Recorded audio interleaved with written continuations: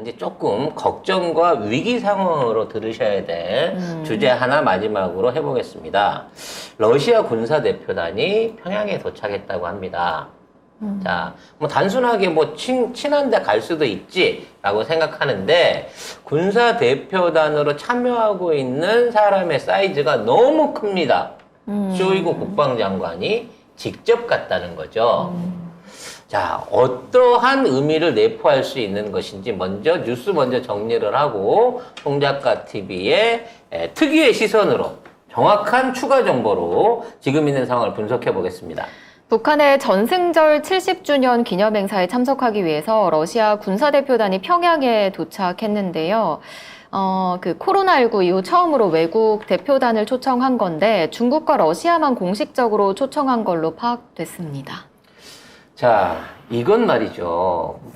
러시아가 대놓고 북한하고 군사적인 교류를 강화하겠다라고 하는 사인을 보여준 겁니다. 즉, 그동안 러시아는 한반도 사태에 계속 관망만 하고 관여하지 않는 쪽으로 있었는데 이제는 군사적인 측면에서 매우 밀접한 관계를 할 가능성이 높다는 거죠. 그럼 그 밀접한 관계가 뭘까요?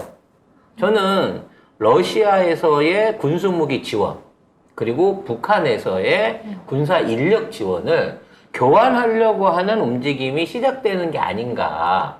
그 실무를 위한 어떤 시작이 이번 쇼이구 장관의 방북이 아닌가라는 좀 걱정이 됩니다.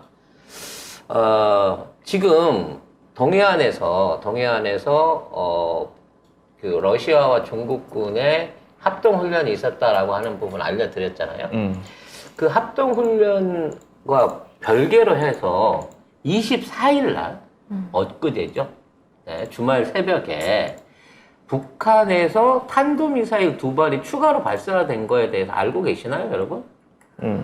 저는 그 뉴스가 전혀 안 나왔어요. 국내에서 아예 없어가지고 아예 이 기습 발사 뉴스를 저는 오늘 알았습니다. 그러니까 아예 이제는 미사일을 쏴도 아예 그냥 제대로 된 언론 레거시에서 저기를 안 해요. NSC가 열렸다는 얘기가 또 없는 것 같아. 내가 찾아봤거든요. NSC도 아니야. 그냥 쐈어요라고 무시해버리니까 다른 나라인 것처럼 지금 이렇게 무시를 하고 있는 겁니다. 이거는 사실상 지금 계속 출몰 하고 있는 미국 잠수함에 대한 일종의 경고고요. 러시아가 전력 폭격기, 그러니까 전략 폭격기라고 하면 실제로 전략 핵무기를 쏠 수 있는 수준의 대형 폭격기 TU-160 100조를 지금 국내 그러니까 극동이라고 하면 어디야? 한국, 일본이잖아. 북한 쪽. 북한 쪽, 한국, 일본에다가 배치하겠다라고 하는 이 공식적인 발표를 했습니다. 그러니까 이 얘기는 뭐냐면 그동안 순찰을 하기 위해서 일본 해안선 이렇게 쭉 돌던 이 TU-160이 2대가 있었어요. 근데 얘네를 아예 북한을 포함해갖고 이 극동 지역에 배치를 아예 해놓고 짱 박아 놓겠다는 겁니다. 실질적으로 핵 공격을 할 수 있는 수단은 이렇게 미국이 우리한테 핵잠수함 보내니까 러시아는 핵 폭격기를 보내주겠다는, 북한에 핵 폭격기를 보내주겠다는 선언을 하고 있는 거예요. 그럼 북한은 이거 받아놓고 입 딱 씻을 수 있냔 말이지. 우리가 그 미국의 핵 잠수함과 관련된 비용을 다 지불하듯이 북한은 돈이 없으니까 몸으로 떼어야겠죠. 뭘로라도 떼어야 되겠죠. 그렇습니다. 그래서 지금 이제 지난번에 시간이 없어서 설명을 못 드렸는데 이번에 동해에서 이루어졌던 러시아와 중국의 합동 해군 훈련이 얼마나 무서운 의미를 갖고 있는지를 좀 설명을 해드리고 싶어요. 지금 이번에 중국이 동원했던 구축함들이 이 치얼과 구이양이라고 하는 그 구축함이거든요. 그리고 소형 구축함 자오장과 리자오라고 하는 이 구축함이 큰 거, 우리나라 그 세종대왕급 때는 큰 거 2대에 중급인 거 2대가 왔고요. 거기에 보급함 타이오까지 파견을 했다고 합니다. 그러니까 보급함 1대에 미사일 구축함 4대를 보낸 거예요.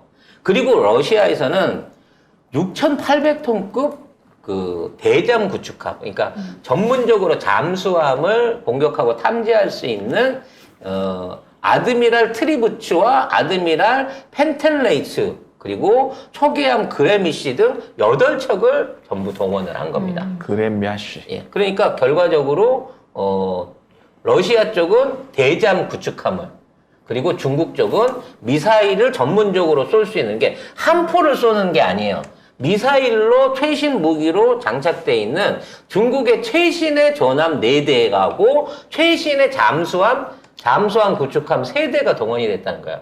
이건 대놓고 동해 앞바다에서 미군 잠수함이랑 한번 붙어보자 라고 얘기를 한 겁니다. 여기에 항공기를 30대를 동원을 했다는 거죠. 이건 전부 다 러시아 걸로 봐집니다. 현재까지는. 왜냐면 할 줄은 없기 때문에 비행기가 이렇게 돌아와고 중국 비행기가 공중 지원을 해주기에는 거리가 너무 멀어요. 그렇기 때문에 러시아 항공기 구축함 3개 그리고 중국 군함 5척이 여기에 참석을 했다는 겁니다. 그것도 최신식으로. 근데 여러분 한번 생각을 해보세요. 우리 동해에는요 중국의 바다가 하나도 없어요. 그잖아요?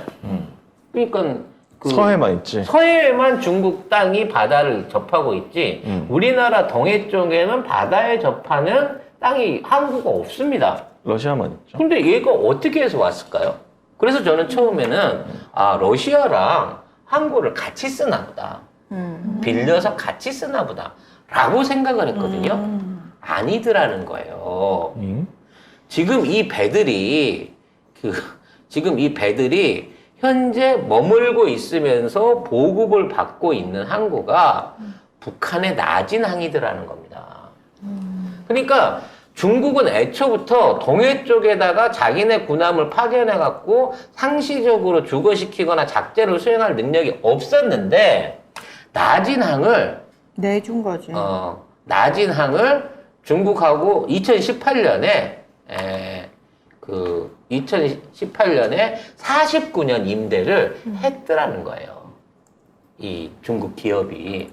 그래서 그 낮은 항을 빌렸으면 상업선이 왔다 가야 되는데 코로나 때문에 상업선이 없고 그 자리에 군함이 와갖고 지금 진을 치고 있는 게 아니냐라고 판단이 되는 수준이라는 겁니다. 그 낮은 선봉 자유경제 무역지대 거기에 그 낮은 맞습니다, 여러분. 네, 맞습니다. 그래서 지금 이 회사는 길림성을 통해 갖고 이걸 빌려간 회사는 이제 원래 그 민간 기업이에요. 그러니까 민간 무역을 목적으로 해 갖고 이 땅을 빌린 이 항구를 빌린 거라는 거죠. 근데 사실은 네. 군함들이 지금 여기에서 죽치고 있는 거고 얘네들이 차지하고 있는 전력이 어마무시하다는 겁니다. 9,600톤급 2대 그리고 한 6,000톤급 2대면요 보통 평균적으로 탐지되어 있는 미사일들이 300개 이상이 미사일 대공 미사일 이런 탄도 미사일 다 합쳐갖고 300개 이상의 탄두를 소유하고 있을 걸로 추정이 돼요. 심지어 그동안에 중국군이 개발했던 구축함용 미사일들은 사거리가 6,000에서 7,000km 정도 되는 수준의 구형 미사일들로 알려져 있었습니다. 근데 지금 이번에 왔던 배들에 실린 이 4척에 실린 미사일들은 새롭게 만들어진 신형 미사일로 사거리가 12,000km에 달한다는 거예요. 그래서 원래 이 배들이 어디 있었냐면 남중국해 앞에 있었어요. 근데 이 배들이 이번 훈련을 통해 가지고 동해로 와버린 겁니다. 결과적으로 12,000km 거리면 동해에서 쏘면요 미국 전역에 도달할 수 있는 거리를 갖고 있는 이 미사일 구축함들이 지금 동해에 와갖고 정박을 하고 있고 얘네들이 앞으로 지속적으로 한반도, 일본 그리고 괌을 포함한 미국 전역을 조준하고 있는 상황이라는 거예요. 양측에서 점점 더 무장의 규모를 늘려가고 있는 상황이라는 겁니다. 게다가 어제 뉴스가 나왔죠. 캄보디아에 중국 해군 기지 건설이 됐어요. 네, 그래가지고 엄청 크게 거기 항구도 중국이 장기 임대했거든요. 그래서 거기 중국이 가진 모든 군함들이 다 정박할 수 있을 정도의 엄청난 규모로 지어졌거든요.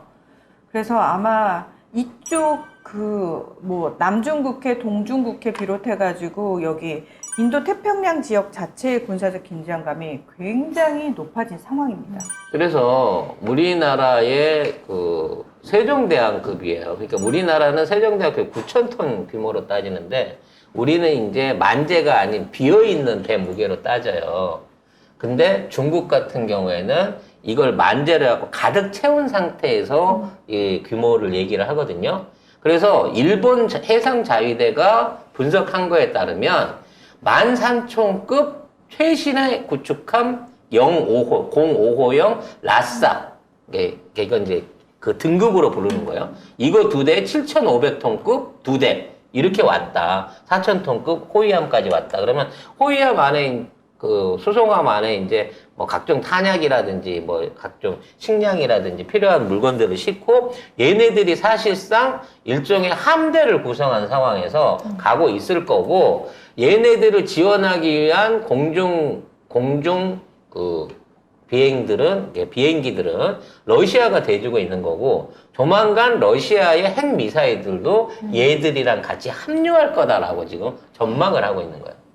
이렇게 돼버리면 지금 대만 긴장이 문제가 아닌 거예요. 우리나라하고 일본 사이에 중국 해군의 최신의 전력 함대가 사실상 그 지키고 있는 상황이 된 거기 때문에 이제 앞으로 전쟁 나면 그냥 핵전쟁이야. 우리는 핵잠수함 2척 있다고 자랑하는 사이에 쟤네들은 구축함 5척과 핵잠수함 1척에 폭격기 2대. 러시아 핵탑재 초음속 폭격기. 폭격기 2대, 잠수함 1대, 중국제 미사일 구축함 4대가 지금 나진항에 죽을 치고 있으면서 할 테면 해봐봐. 어디까지 가는지 보자. 이러고 있다는 거지.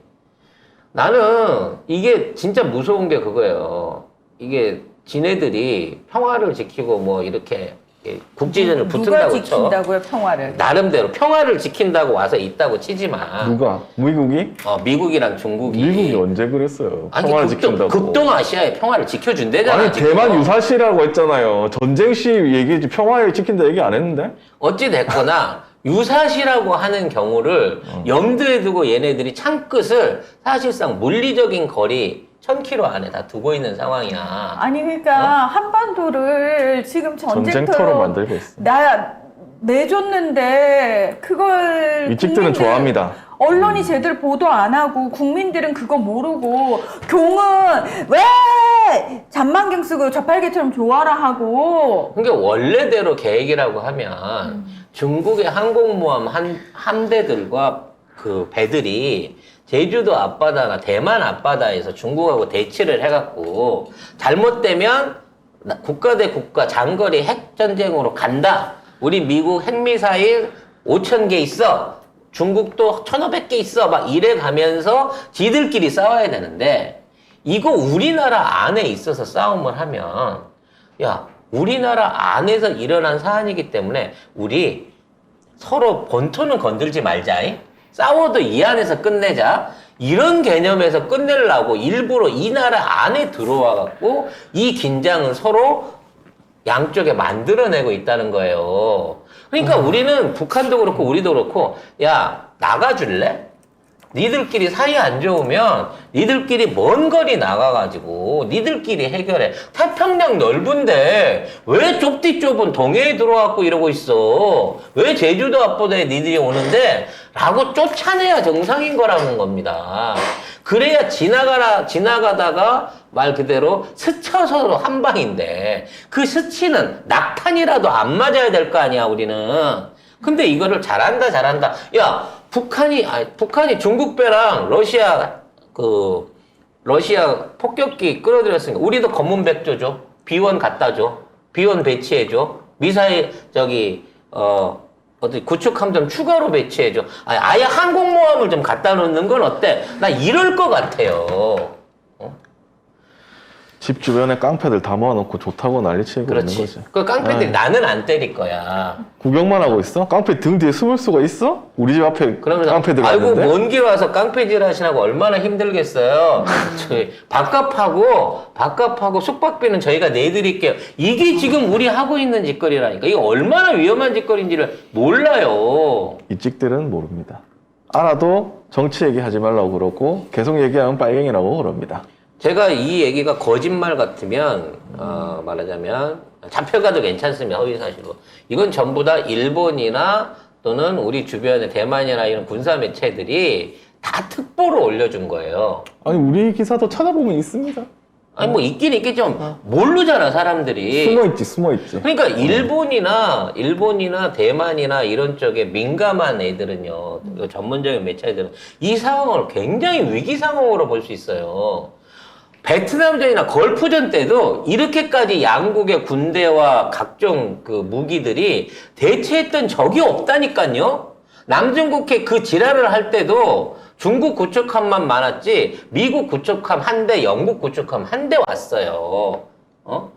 근데 지금 이 좁은 대한민국 주변에 미국 핵잠수함 2대에다가 눈에 보이는 것만 해도 중국, 러시아에 있는 핵무기 탑재하고 있을 것 같은 배들이 8척이 지금 대치를 하고 있는 상황이라고.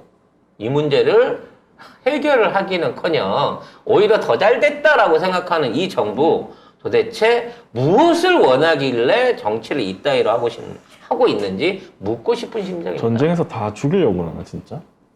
그럼 우리 죽고 나면 저는 어디 갈 데 있나? 저는 하지만 후쿠시마에 이민 가고 후쿠시마에서 편안하게 여생 보낼 수 있을 것 같아? 왜 자기네 좋아하는 이승만처럼 도망가면 빤스를 하면 땡이잖아 걔들은. 아니 이 새끼 만일에 전쟁 기미 보이면요 제일 먼저 전용기 타고 튈 놈이 이놈들이에요. 그러면 전용기를 맞춰야지. 전용기 타이어를 빼놓든가 해야지. 야 이거 진짜 나라 잘못되면 어디 그런 거 있잖아. 갑자기 해외로 망명 뛰어버리는 거. 이거 제일 먼저 할 놈이 이놈들이니까. 그 혼자 가지 말고 야, 네 떨거지들 다 데리고 가. 아주 그냥. 비행기 한 대에 다 안 타. 못 타. 나라가 비행기가 한 10대는 10대, 100대는 동원이 돼야. 그러다 보면은 자기네들끼리 또 분란이 나요. 결국. 나라가 안 망하려면 김재규 장군이 나와야죠 다시. 그 방법밖에 빨리요. 없지고. 기다리고 아니야. 전쟁 나기 전에 아니야. 사건 사고가 한 명 터지든가. 중에서 될 문제가 아니라는 거 우리 근데 학습효과로 알아요, 여러분. 그쵸? 코만도가 와야 돼, 코만도가. 그때도 두두두두두두두여야 돼. 아니면 그때도 한 명만 죽은 게 아니었습니다. 그때도. 둘밖에 안 죽었잖아. 아니, 그러니까 그렇게 죽여서는 안 되는 문제라니까요. 그냥 아닌데. 두두두두두 그거 아니에요. 펑 이거여야 돼요. 자, 우리 시대의 차지철은 누가 될까요? 아니 그게 한 사람이 될 문제가 아니고 저는 시민이 모두 차지철이 누가 되냐고요? 우리 시대의 차지철은 누가 돼야 될까요? 지금 한 명 갖고 안 되네, 많아 후보자가. 한둘이가 아니에요. 지금. 한둘이 아니 차지철급의 애들이 수두룩 한둘이가 아니야. 한둘이 아닌데. 예. 자 아무튼, 여러분 네. 시민 모두가 김재규가 된 심정으로 예. 그리고 진보 언론, 방송, 유튜버 중에 유일하게 국제 문제와 북한 문제를 집중적으로 다루고 있는 송작가TV의 가치에 대해서도 여러분들이 좀 인정을 해주셨으면 좋겠어요. 이런 그렇습니다. 얘기 어디 가서 못 듣는다니까?